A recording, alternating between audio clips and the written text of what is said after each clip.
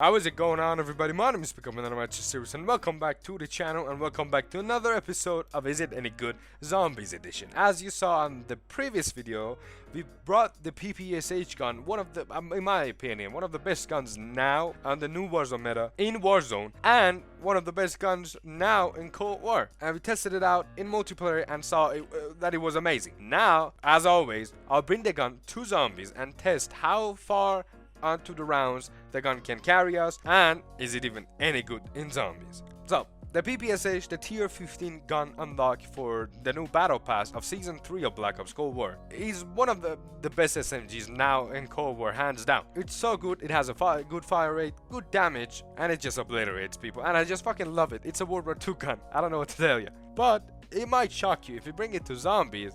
It's not that good. For the first time, I don't think I've ever seen something like this, that the gun is so good in multiplayer but so bad in zombies. I mean, you could give it some chance. It depends on how far into the round are you willing to play. Like, for example, when you start with the gun, it takes multiple shots to the head to headshot a zombie, even on round 1. Now you progress your way up, packy punch your gun, and upgrade its rarity to the point that the gun is now packy punch 3 and it's gold, as the rarity is legendary. The gun seems to suck a little bit on close to round 30. I have gameplay of it on the screen, you can check it out for yourself.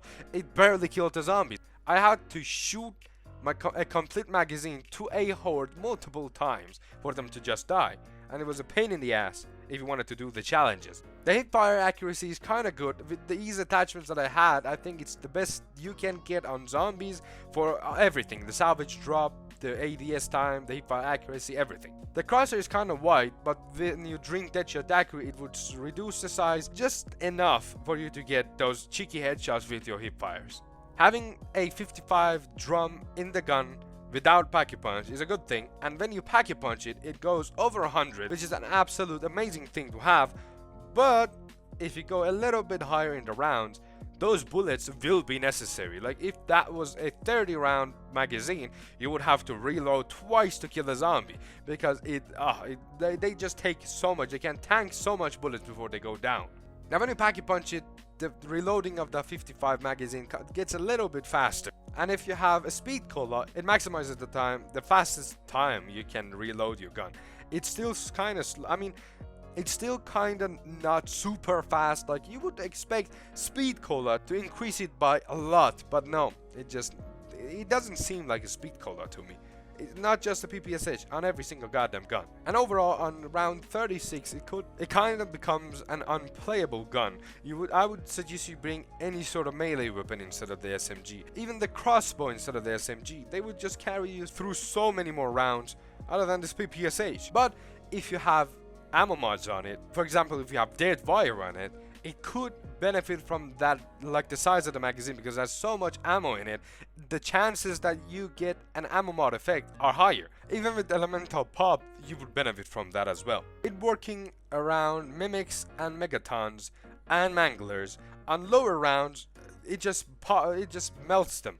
If you have like over packy punch, you're up on the legendary rarity up maybe at round 16, it would just melt everybody, melts the megatons, melts the mimics, everybody. But if you go a little bit higher, after the round 25, 26, up around round 30, you would struggle a little bit killing all those boss zombies. Like at round 35, I struggled so much with the megaton that I had to buy ammo twice before I had the chance to kill him.